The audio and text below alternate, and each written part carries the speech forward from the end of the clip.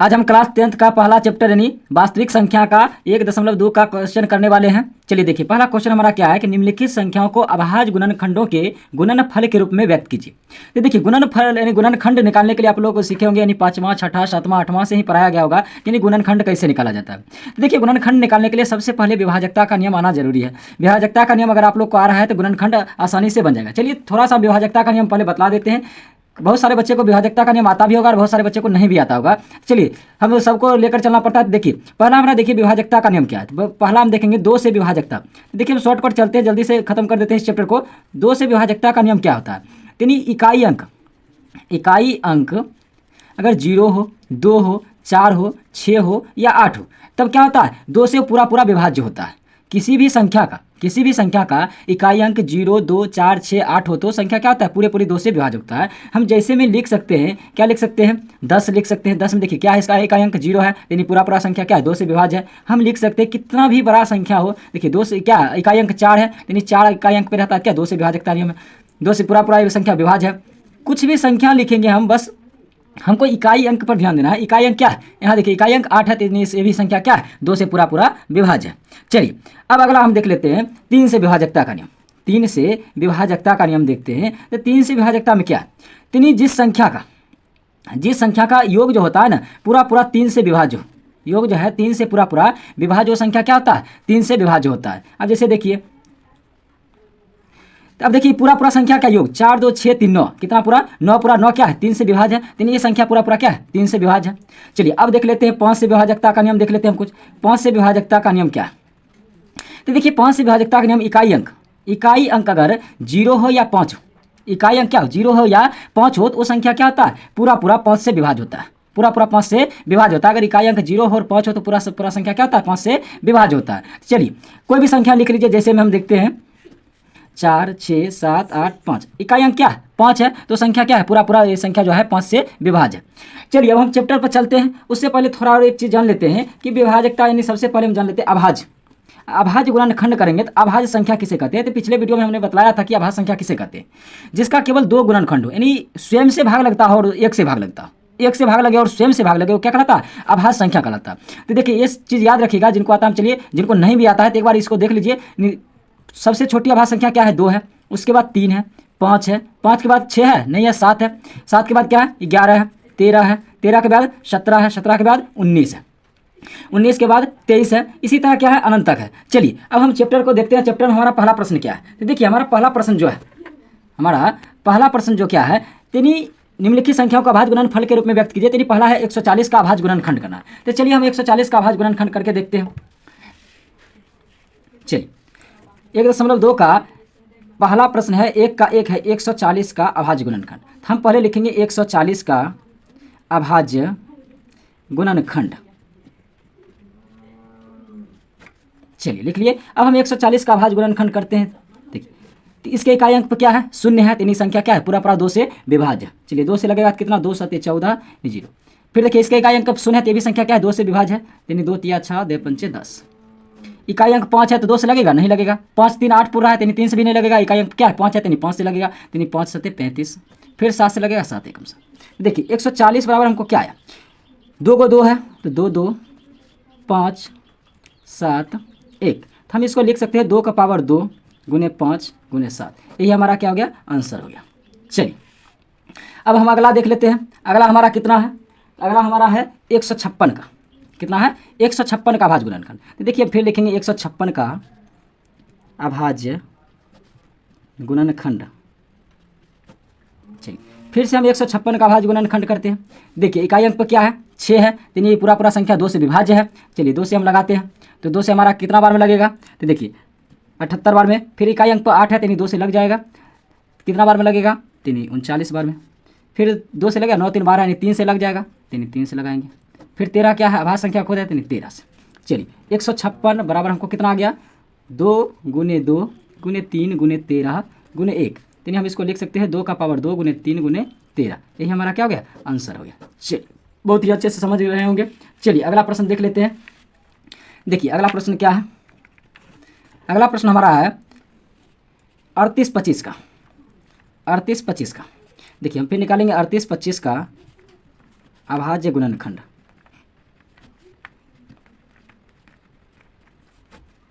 38 25 का अभाज्य गुणनखंड निकालेंगे तो फिर हम 38 25 का क्या करेंगे, खंड गुणनखंड करेंगे। कितना बार में लगेगा, देखिए इकाई अंक स्थान पे क्या है 5 है, पहले जोड़ के देखते हैं 3 से विभाज्य है कि नहीं। 8 3 11 2 13 5 18, 18 क्या है 3 से विभाज्य है, तो इसलिए संख्या क्या होगा, पूरा पूरा 3 से विभाज्य होगा। तो 3 से लगाएंगे तो कितना बार में लगेगा, 1275 बार में लगेगा। फिर देखिए 1275 कितना बार में लगेगा, 2 1 3 7 10 5 15, यानी 3 से लग रहा है, तो 3 से लग रहा है 425 बार में लगेगा। 4 2 6 5 11, 3 से लगेगा, नहीं लगेगा, 5 इकाई अंक पे 5 है तो 5 से लग जाएगा, 5 से लगेगा कितना बार में, 85 बार में। फिर 5 से लगेगा तो 17 बार में, फिर 17 से लगाएंगे तो 1 बार में, यानी 38 25 का कितना आया, 3 गुने 3 गुने 5 गुने 5 गुने 17 आया, यानी 3 का पावर 2 गुने 5 का पावर 2 गुने 17, यही हमारा क्या हो गया, आंसर हो गया। चलिए बहुत ही अच्छा। अब अगला प्रश्न देख लेते हैं, हमारा अगला प्रश्न क्या है, देखिए अब अगला नंबर हमारा प्रश्न है 5005 का, कितना है 5005 का अभाज्य गुणनखंड करना है। फिर हम लिखेंगे 5005 का अभाज्य गुणनखंड, अभाज्य गुणनखंड। देखिए फिर से हम 5005 का क्या करेंगे, अभाज्य गुणनखंड करेंगे। तो 5 5 10 यदि इकाई अंक के स्थान पे 5 है, यानी 5 से संख्या विभाज्य है, यानी 5 से लगेगा तो 1 5 एकम 5, फिर 5 एकम 5। चलिए अब देखिए कितना से लगेगा, यानी 7 से लगाएगा, 7 से लगाएंगे तो कितना आएगा 143, फिर कितना से लगेगा 11 से, चलिए यानी 5005 का कितना आया है, 5 गुने 7 गुना 11 गुना 13। चलिए ये हमारा क्या हो गया, आंसर हो गया। चलिए अब लास्ट क्वेश्चन है 1 नंबर का, अगला प्रश्न है 74 29 का, क्या है 74 29 का। हम फिर लिखेंगे 74 29 का अभाज्य गुणनखंड, लिख दिए। फिर 74 29 का हम क्या करेंगे, अभाज्य गुणनखंड करेंगे। तो 74 29 कितना से लगेगा, तो आप लोग चेक कर लीजिएगा अभाज्य संख्या कितना है। तो देखिए ये जो संख्या है 17 से लगेगा 437 बार में, फिर कितना से लगेगा, फिर या 19 से लगेगा 23 बार में, फिर कितना से लगेगा 23 से लगेगा 1 बार में। तो हमको कितना आया 74 29 बराबर 17 गुने 19 गुने 23, यही हमारा क्या हो गया, आंसर हो गया। चलिए अब अगला प्रश्न देखिए, अगला प्रश्न क्या है, अगला प्रश्न है पूर्णांकों के निम्नलिखित युग्मों के HCF और LCM ज्ञात कीजिए तथा इसकी जांच कीजिए कि दो संख्याओं का गुणनफल जो है बराबर HCF गुने LCM है। ये हमारा क्या है, फॉर्मूला है। इसी को साबित करना है कि दो संख्याओं का गुणनफल बराबर HCF गुने LCM है कि नहीं है। चलिए हम सिद्ध कर लेते हैं। तो इसको आप लोग याद रखिएगा, दो संख्याओं का गुणनफल बराबर HCF गुने LCM। देखिए हमारा पहला संख्या और दूसरी संख्या, दो संख्या दिया हुआ है, यानी पहला संख्या 26 और 91। चलिए हम इसको सॉल्व करके देखते हैं। चलिए देखिए पहला हमारा जो संख्या है क्या है, दो का पहला जो हमारा है 26 और 91 है, कितना है 26 और 91 है। चलिए हम पहले 26 का अभाज्य गुणनखंड के विधि द्वारा पहले निकालते हैं। तो देखिए 26 का हम क्या करते हैं, गुणनखंड करते हैं। तो कितना से लगेगा, 2 से लगेगा 13 बार में, और लगेगा यानी 13 से लगेगा 1 बार में। फिर हम 91 का अलग गुणनखंड करेंगे। 91 कितना से लगेगा, यानी 7 से लगेगा कितना बार में, 13 बार में, फिर 13 से 1 बार में लगेगा। अब चलिए अब हम 26 और 91 का HCF LCM ज्ञात करते हैं। ठीक है, तो देखिए 26 91, 26 बराबर हमको कितना आया, 2 गुना 13, 91 बराबर 7 गुना 13। चलिए हम पहले HCF निकालते हैं, यानी मौसम निकालते हैं। तो मौसम में क्या है, जो दोनों में कॉमन हो, जो दोनों में कॉमन हो उसको हम लेते हैं। तो देखिए 13 13 जो है ये दोनों में मिल रहा है, 13 13 क्या है, दोनों में मिल रहा है। और कोई भी संख्या मिल रहा है, नहीं मिल रहा है, तो यानी 13 क्या हो गया, हमारा HCF हो गया। LCM जो मिल रहा है उसमें से एक लेंगे और जो नहीं मिल रहा है उसको पूरा पूरा उतारेंगे। तो देखिए 2 और 7 ये नहीं मिल रहा है, 2 और 7 ये हमारा 13 मिल रहा है, तो इसमें से एक, तो 7 दूनी 14, और 14 को 13 से गुना करेंगे। तो गुना तो आप लोग को आता होगा, तो आप लोग गुना कर लीजिएगा, कितना आ रहा है 182, कितना आ रहा है 182। तो देखिए HCF आया 13 और LCM आया 182। अब हम देखिए वही सूत्र पर हम चेक कर लेते हैं कि दो संख्याओं का गुणनफल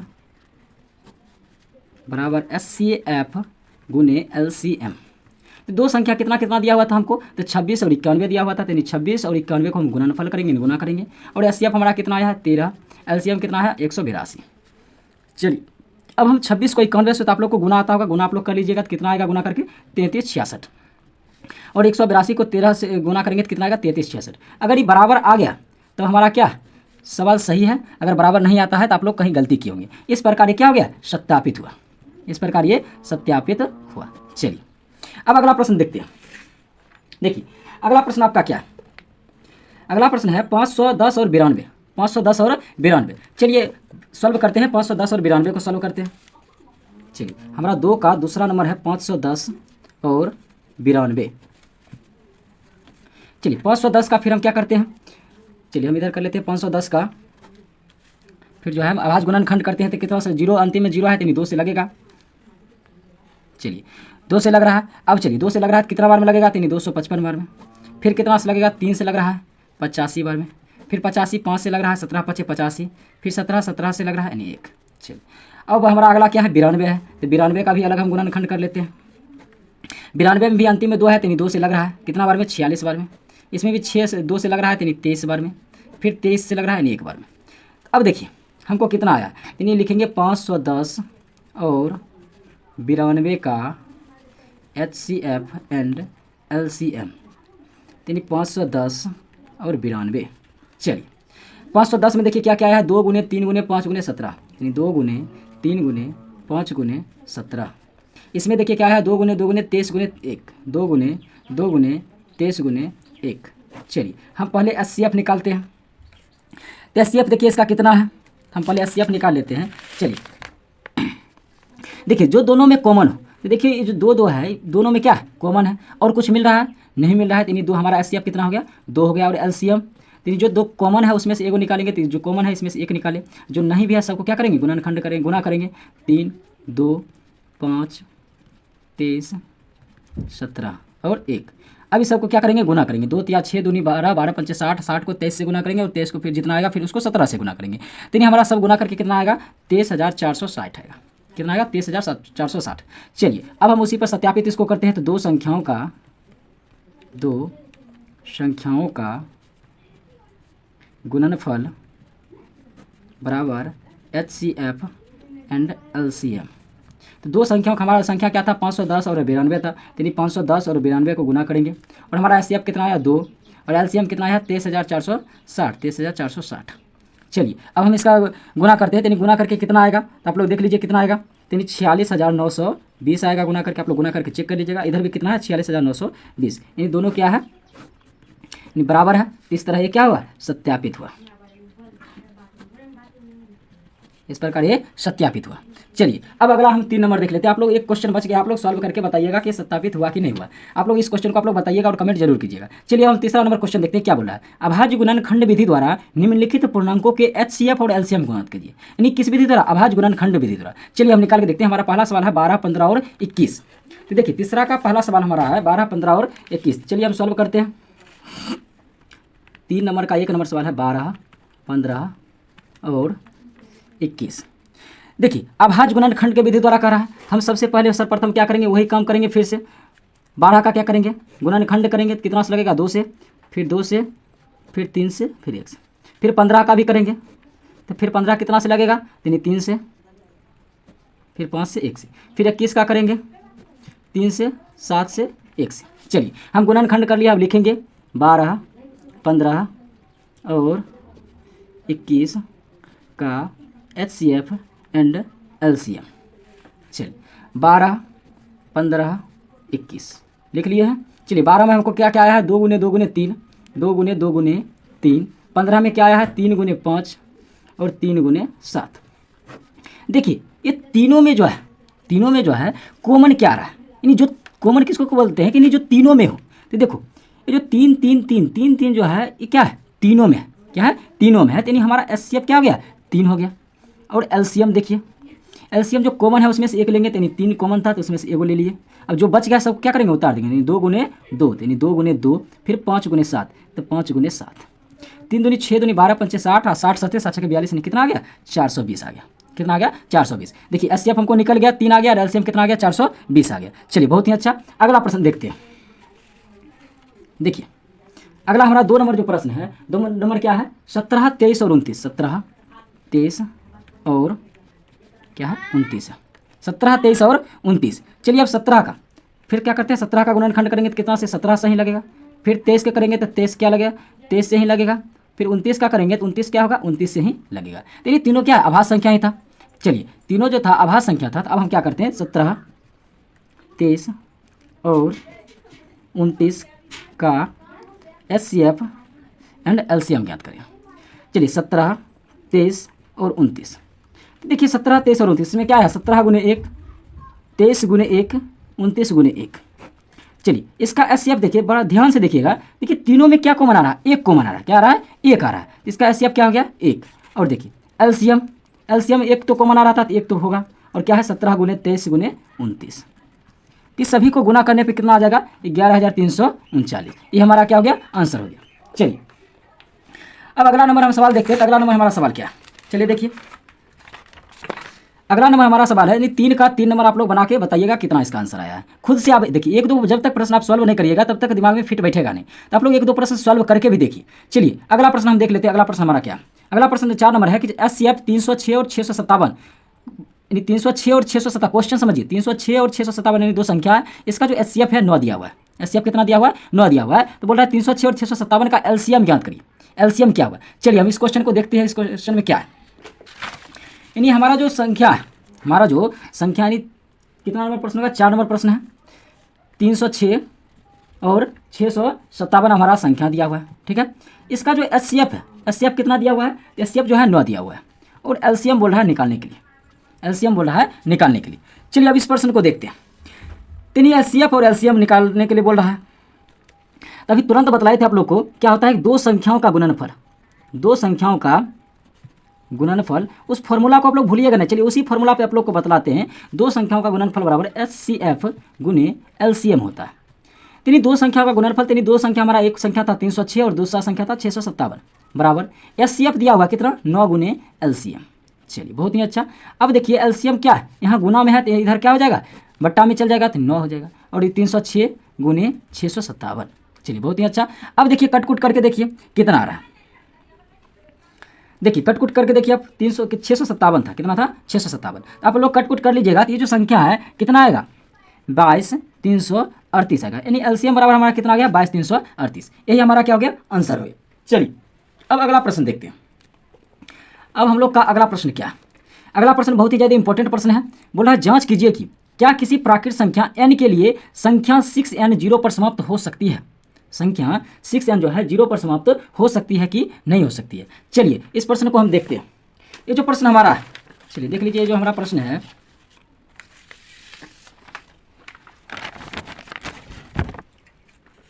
बोला जा रहा है संख्या, यानी 5 नंबर क्वेश्चन में बोला जा रहा है कि 6n क्या 0 पर समाप्त हो सकती है। 6n क्या 0 पर समाप्त हो सकती है। देखिए 6n 0 पर समाप्त हो सकती है, या इसी के जगह पर तुम लोग को दे देगा 12n 0 पर समाप्त हो सकती है, या 4n जो है 0 पर समाप्त हो सकती है। सबका जो रिजल्ट है, सबसे पहले देखिए n जो समाप्त कैसे होगा, 0 पर समाप्त कब होगा, तो उसका हम पहले रिजल्ट देख लेते हैं। तो इसका रिजल्ट क्या होना चाहिए, चलिए पहले हम इसका रिजल्ट देख लेते हैं। तो रिजल्ट क्या होना चाहिए, तो देखिए इसका रिजल्ट जो है, यदि कोई संख्या लिखेंगे, यदि कोई संख्या अच्छे से समझिए, यदि कोई संख्या 0 पर समाप्त होना चाहती है, समाप्त होना चाहती है, तो उसका अभाज्य गुणनखंड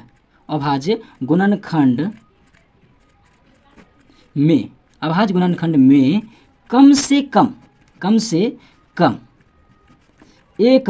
कम से कम एक बार जो है 2 गुने 5 आना चाहिए, 2 गुने 5 आना चाहिए।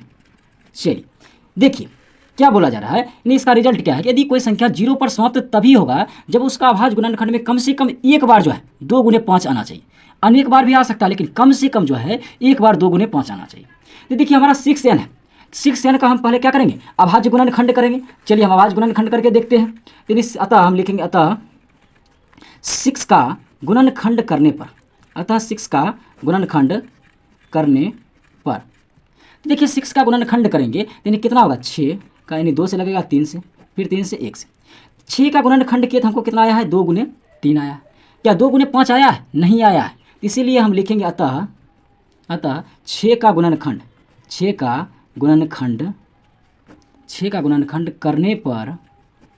करने पर यह 2 गुने 5 के रूप का नहीं है, अर्थात यह कभी जीरो पर समाप्त नहीं होगी, जीरो पर समाप्त नहीं होगी, जीरो पर समाप्त नहीं होगी किसी भी, किसी एक लाइन और बढ़ा देंगे, किसी भी प्राकृत संख्या, प्राकृत संख्या, किसी भी प्राकृत संख्या n के लिए, किसी भी प्राकृत संख्या n के लिए, यानी n के लिए जब क्या होना चाहिए, 2 गुने 5 कम से कम एक बार गुणनखंड में आना चाहिए, लेकिन इसका क्या है 2 गुने 3 है। अगर चलिए अब हम बतलाते हैं कि 10 का n, यानी इसका गुणनखंड करेंगे तो क्या 2 गुने 5 आ रहा है, यानी ये जीरो पर समाप्त होने वाला है, जीरो पर समाप्त होने वाला है। चलिए बहुत ही अच्छा। अब अगला प्रश्न देखते हैं। इस तरह से अगर लिखते हैं तो एग्जामिनर बहुत ही अच्छा रिजल्ट देगा और बहुत ही अच्छा, चलिए नंबर भी देगा आप लोग को। चलिए अब अगला प्रश्न देखिए, अगला प्रश्न हमारा क्या है। चलिए अगला प्रश्न भी बहुत ज़्यादा इंपॉर्टेंट प्रश्न है कि व्याख्या कीजिए 7 गुने 11 गुने 13 प्लस 13 और 7 गुने 6 गुने 5 गुने 4 गुने 3 गुने 2 गुने 1 प्लस 5 भाज्य संख्या क्यों है। चलिए इस क्वेश्चन को हम देखते हैं। तो ये जो क्वेश्चन हमारा है, पहले क्वेश्चन देख लीजिए हमारा क्या। चलिए देखिए कितना नंबर प्रश्न है हमारा, 6 नंबर प्रश्न हो गया। बोला जा रहा है 7 गुने 11 गुने 13 प्लस 13 एक संख्या है, फिर दूसरा संख्या है 7 गुने 6 गुने 5 गुने 4 गुने 3 गुने 2 गुने 1 प्लस 5, ये हमारा दूसरा संख्या। चलिए अब इसको हम सॉल्व करते हैं। तो देखिए इसमें ये दोनों में क्या है, 13 और 13, 13 और 13 क्या दोनों में कॉमन आ रहा है, यानी 13 हम इसमें से कॉमन लेंगे, यानी हमारा बच गया कितना 7 गुना 11 गुने कितना हो गया 11 गुने 1 प्लस 1। चलिए इतना आ गया हमारा, यानी 13 गुने क्या हो गया 11 सत्ते 77 प्लस 1, 11 सत्ते 77 प्लस 1। हम इसको लिख सकते हैं 13 गुने 78 प्लस 1 लिख सकते हैं। तो देखिए इसमें है क्या कि नहीं, अगर 2 से अधिक गुणनखंड होता है तो क्या है भाज्य संख्या है। देखिए 1 2 और 1, यानी 2 से अधिक इसमें क्या है भाज्य संख्या, यानी 2 से अधिक गुणनखंड है, यानी क्या है भाज्य संख्या है। यानी हम लिखेंगे 2 से अधिक गुणनखंड होने के कारण, गुणनखंड होने के कारण यह भाज्य संख्या, एक भाज्य संख्या है, यह एक भाज्य संख्या है। इसी तरह हम इसमें क्या करेंगे कॉमन लेंगे। तो इसमें देखिए 5 कॉमन आ रहा है, इधर भी क्या रहा है 5 कॉमन आ रहा है, दोनों में क्या क्या है 5 कॉमन है। तो अब 5 कॉमन है तब हम लिख सकते हैं 7 गुने 6 गुने 1 गुने 4 गुने 3 गुने 2 गुने 1 प्लस 1, इतना तो हम लिख सकते हैं। चलिए अब इसका फिर हम वही बात करेंगे, यानी सबका क्या करेंगे गुणनखंड करेंगे, यानी इसका भी क्या हो गया 2 से अधिक गुणनखंड हो गया, यानी 2 से अधिक गुणनखंड है तथा यह भी क्या है एक भाज्य संख्या है, यह एक भाज्य संख्या है। चलिए हमारा एक क्या हो गया सॉल्व हो गया। चलिए अब अगला प्रश्न देख लीजिए। अगला प्रश्न हमारा क्या, क्वेश्चन दिखने में बड़ा लग रहा है लेकिन आंसर बहुत ही छोटा इसका है। चलिए अगला प्रश्न देखिए हमारा क्या बोल रहा है, समझिएगा क्वेश्चन को। किसी खेल के मैदान के चारों ओर एक वृत्ताकार पथ है, मान लीजिए खेल का मैदान है, इसके चारों ओर क्या वृत्ताकार पथ है, रास्ता बनाया गया। इस मैदान का एक चक्कर लगाने में सोनिया को 18 मिनट लग जाते हैं, सोनिया को 18 मिनट लग जाते हैं, और जबकि इसी मैदान का एक चक्कर लगाने में रवि को 12 मिनट लगते हैं। रवि को कितना लगते हैं 12 मिनट लगते हैं। मान लीजिए वे दोनों एक ही स्थान पर एक ही समय पर चलना प्रारंभ करके एक ही दिशा में चलते हैं, तो कितने समय बाद वे पुनः प्रारंभिक स्थान पर मिलेंगे। देखिए सोनिया को कितना लगता है 18 मिनट लगता है, और रवि को कितना लगता है 12 मिनट लगता है, कितना लगता है 12 मिनट पर, यानी दोनों जो है एक ही स्थान से यानी प्रारंभिक बिंदु से चलना प्रारंभ करते हैं। चलिए हम इसी में इसको सॉल्व कर लेते हैं। हमारा लास्ट सवाल है, नहीं सवाल नंबर कितना है 7 है। सोनिया जो है, सोनिया को कितना लगता है 18 मिनट समय लगता है, और रवि को हम 8 सूचित करते हैं, रवि को कितना लगता है 12 मिनट समय लगता है। एक ही वृत्ताकार पथ पर क्या एक ही बिंदु से चलना वो प्रारंभ करता है, तो पुनः जो है एक कितने मिनट बाद एक स्थान पर जाकर मिलेंगे। तो ये दोनों को हम क्या करेंगे एलसीएम निकालेंगे, यानी 18 और 12 का हम क्या करेंगे एलसीएम निकालते हैं। चलिए 2 से लगेगा तो 9 6, फिर कितना से लगेगा दोनों लगना चाहिए 3 से, 3 तिया 9 3 दूनी 6, हमको कितना है 2 गुने 3 गुने 3 गुने 2, 2 तिया 6 तिया 18 दूनी 36, यानी हमारा एलसीएम कितना आ गया 36। तो वो जो है 36 मिनट, ये कितना आया आंसर हमारा 36 आया, यानी 36 मिनट बाद, यानी 36 मिनट बाद वह पुनः एक स्थान पर मिलेंगे, पुनः एक स्थान पर मिलेंगे। चलिए आई होप आप लोग को ये वीडियो अच्छा लगा होगा। अगर वीडियो अच्छा लग रहा है तो वीडियो को लाइक कर दीजिए और हमारे चैनल को सब्सक्राइब कर लीजिए, ताकि और 1.3 का बहुत ही आसान से सरल भाषा में आप लोग के लिए लाएंगे वीडियो लाने वाले हैं। कल का वीडियो में देख लीजिएगा आप लोग, बहुत ही सरल भाषा में, जिनको सिद्ध करने के लिए नहीं आता है √3 √2 √5, बहुत ही जिनको साफ कमजोर विद्यार्थी हैं मैथ में, वो भी सीख जाएंगे कल। तो जल्दी से इस चैनल को सब्सक्राइब कर लीजिए और बेल आइकन को दबा दीजिए, और अपने दोस्तों में शेयर करना नहीं भूलिएगा। आप लोग के लिए इतना ज़्यादा मेहनत करते हैं, आप लोग के लिए बस क्या है 1 लाख देने में क्या जा रहा है भाई साहब, 1 लाख तो कम से कम बनता है सर के लिए, 1 लाख तो दीजिए, 1 लाख देने में आपका क्या जा रहा है। चलिए एक वीडियो को 1 लाख जरूर दीजिएगा और चैनल को सब्सक्राइब कर लीजिए। हम वीडियो के शुरू से कभी भी नहीं बोलते कि आप लाइक दीजिए, सब्सक्राइब दीजिए अपने दोस्त। हाँ, वीडियो अगर अच्छा लग रहा है तो अभी वीडियो को लाइक जरूर दीजिएगा और चैनल को सब्सक्राइब करना ना भूलिएगा। चलिए मिलते हैं नेक्स्ट दिन, तब तक के लिए जय हिंद।